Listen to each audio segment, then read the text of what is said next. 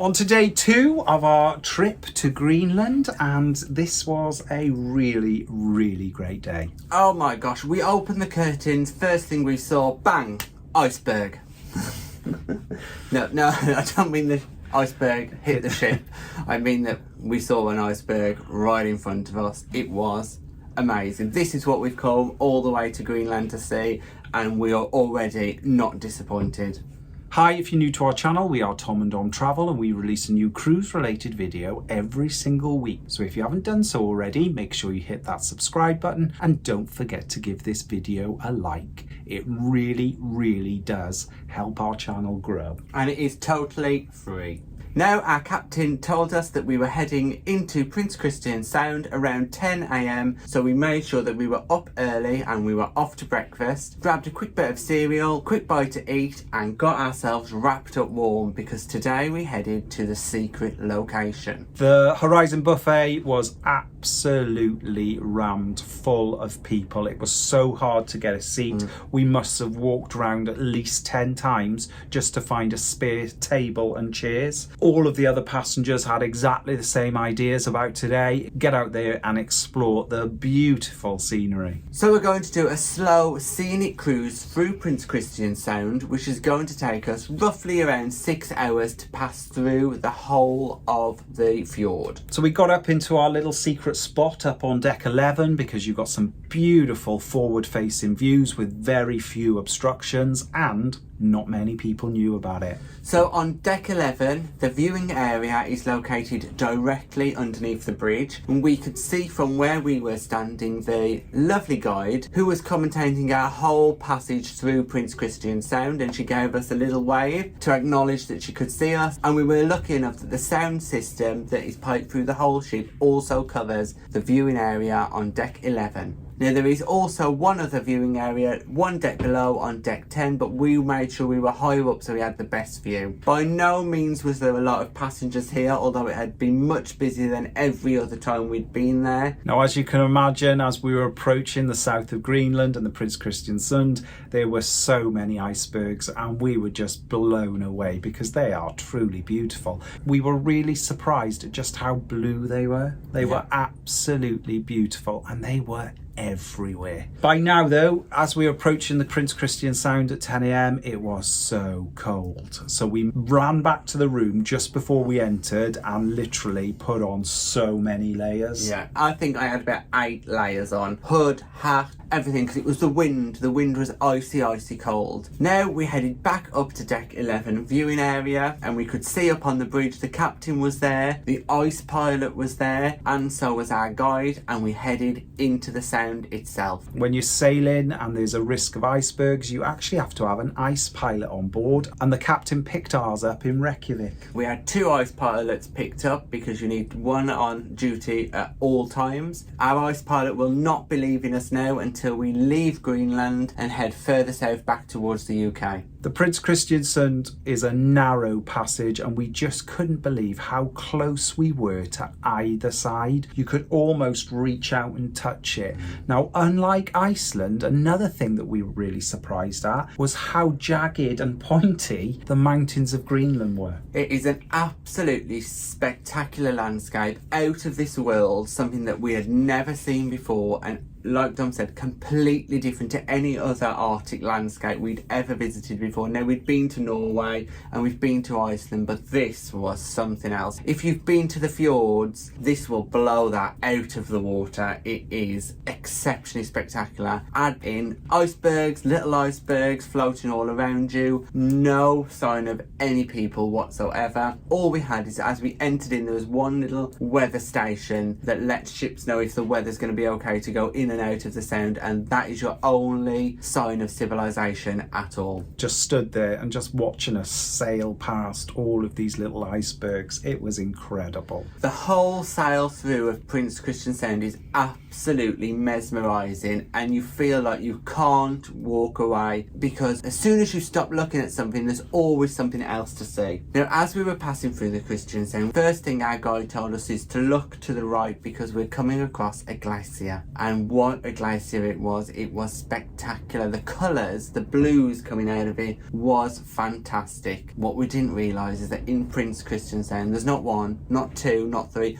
we passed 4 glaciers. The people that were coming out to speak to us said they've been to Alaska, they've been to other glaciers, and these knock it out of the water because of how close you actually get. It is in meters of the ship. You are not far away at all. You're not sailing open water. You are right next to them. Because the ship anticipated that a vast majority of passengers were going to be out looking at all the scenery, what they did on deck 14 was open a little bouillon station where you could get a cup of hot soup. We went and gave that a quick try while we were in between glaciers. Just to warm us up and keep us nice and toasty. And it was quite nice, wasn't it? Little bit salty, but quite nice. Did the job. Warmed us up. We also ordered ourselves a couple of coffees on the Medallion app and took those back to deck 11 front viewing area where we could carry on watching. Now, also worth mentioning is the waterfalls that are there. They are pure, clear water. Apparently that water is absolutely drinkable. Not that we could get close enough to do that. And you could really feel the history of how many thousands of years old these rocks must be. Our guide told us that because of where Prins Christians Sund is, there's not much wildlife about. You might spot the odd Arctic sheep, Arctic fox, or a whale, but often the whales do not come into Prins Christians Sund itself because of how narrow it is. Although some of our fellow passengers did say they did spot one whale off the side of the ship, although we must have missed it because we didn't see it. And it is often in the winter there can be seals in the Sound as well.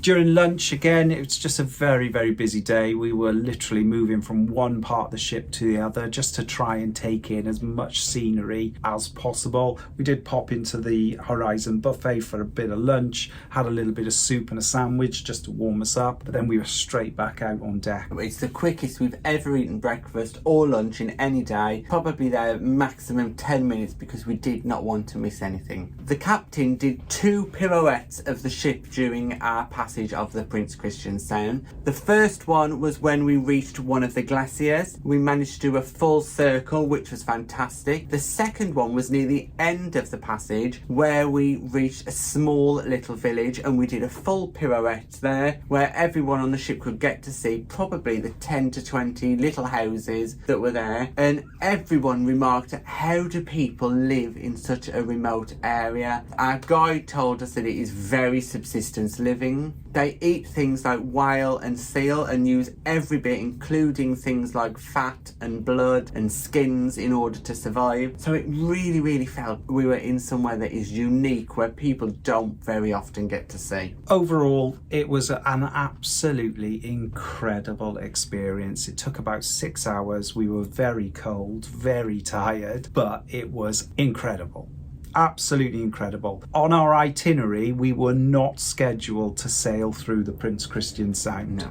And we just feel so fortunate and lucky to have been able to experience that. Yeah, it is really important to say that Prins Christians Sund is not a guarantee, and it is very much an hour by hour decision on whether you can get into the Sound or not. If we were sailing on a ship that was even slightly bigger than Island Princess, we would not have been allowed through the Sound. As we were leaving the Sound, we did sit on the pool deck and we were just once again blown away by the views. Grabbed ourselves a bit of pizza from the grill and just sat back and just tried to take it all in. Your eyes just didn't know what to look at because it was all stunningly beautiful. When you walk up to a cruise ship, you think, wow, this cruise ship is huge. But when you're sat on deck and there are mountains that are absolutely making your cruise ship look minute, it is phenomenal. These mountains were literally towering over the ship. As we exited the Sound, we headed back to our cabin to get ready because tonight is actually formal night. So we popped into the laundrette just to iron our shirts. They're all nice and tidy, and then made our way down to the Bordeaux restaurant on deck 5. It's important to say that majority of passengers on board were dressed for formal night. They were either wearing a tux or a lounge suit, and we also had had our tuxes on, so it was great to see so many people dressed up. For dinner tonight then, I started off with an oxtail soup, and actually oxtail soup is normally not my favourite soup by any means, but tonight it was very nice. It was absolutely beautiful. I did have a mouthful, and I've got to say I was blown away just by the flavour. It was delicious. Really, really good. I just opted to have the tomato bruschetta, and it was very, very tasty. So for my main course, I went for the rack of lamb. I asked for it to be cooked medium, and when it came, it was cooked to perfection.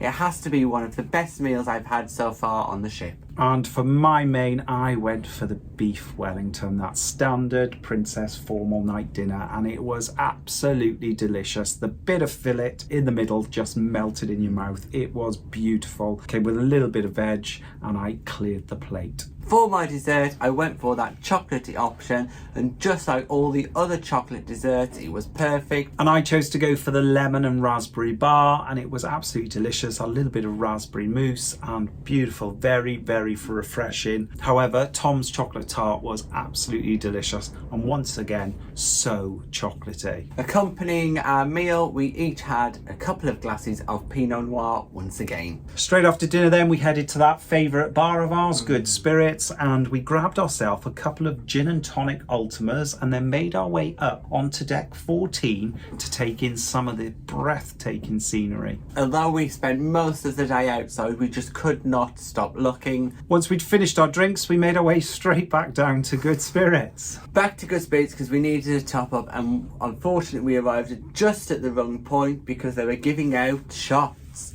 These shots were not your ordinary shots, they were called brain hemorrhages. It was a liqueur, then Bailey's poured over a spoon so it settled on top, and then grenadine added into that. Delicious. These shots were big though. They are American style shots though. We were definitely feeling the effect of that shot in no time at all. We then asked Karen, the Good Spirits mixologist, to surprise us with a cocktail, and he gave us a pumpkin style cocktail that we found quite nice, but it was a bit like having a latte at around Halloween. Very, very sweet. We did manage to drink most of it, and I wouldn't say it was my favourite drink from Good Spirits, but yeah, it was nice. So we took our drinks into the Princess Theatre for tonight's cast performance show, which was called On the Bayou. This is the third of 3 showcast productions that we've seen so far. I don't think there's going to be any more on this cruise. It wasn't as busy as the first production show. No. The show is inspired by South American song and dance, and it was an interesting start to the show because it started off at a funeral where the main singer of the show appeared out of a coffin. Yeah, it was a very interesting show. In terms of set design and staging, perfect.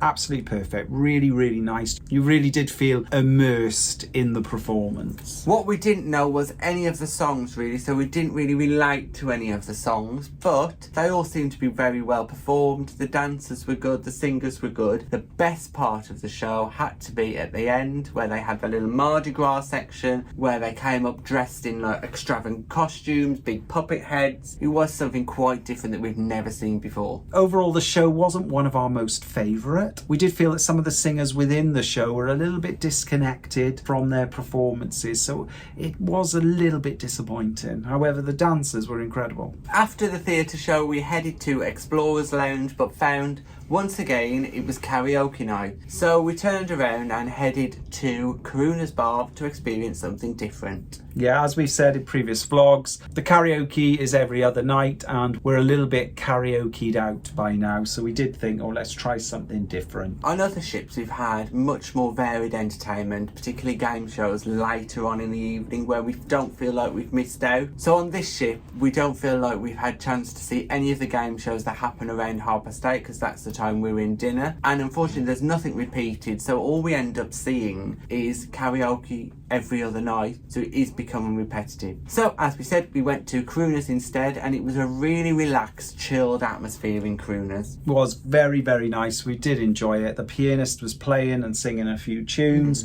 Really, really enjoyed it. A good atmosphere in there, everybody laughing and joking. And we sat there, had a couple of cocktails and spoke to a number of passengers and just enjoyed the time that we were there. Once the karaoke had finished and we'd finished our drinks in Crooners, we then made our way to Explorers Lounge once again. We finished off our night with a couple of drinks at the bar, chatting to some of our fellow passengers, but it had been such a long day, so we didn't stick around for too long. And tomorrow we arrive at our first port of call in Greenland. Get ready for this. Aappilattoq.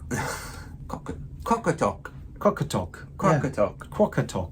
Anyway, we think that's how you say it. There's a lot of queues. We did have a little bit of room service when we got back to the room. Just make the most of it because pretty much we're past halfway now. Sad times. Sad times. We did have a burger and some cheesy chips to share between the two of us. We did. So tomorrow, as Tom said, we are in our first port of call in Greenland and we literally cannot wait. We are so excited. Yes, complete new place for us, and I don't think we're going to have been anywhere like it. So really, really looking forward to it. Thanks for watching our crossing from Iceland to Greenland. If you've got any questions or comments, just put them in the box below and we'll get back to you. And please don't forget to like and subscribe, and also hit that bell notification button to never miss a video from us. Thanks for watching. Bye bye.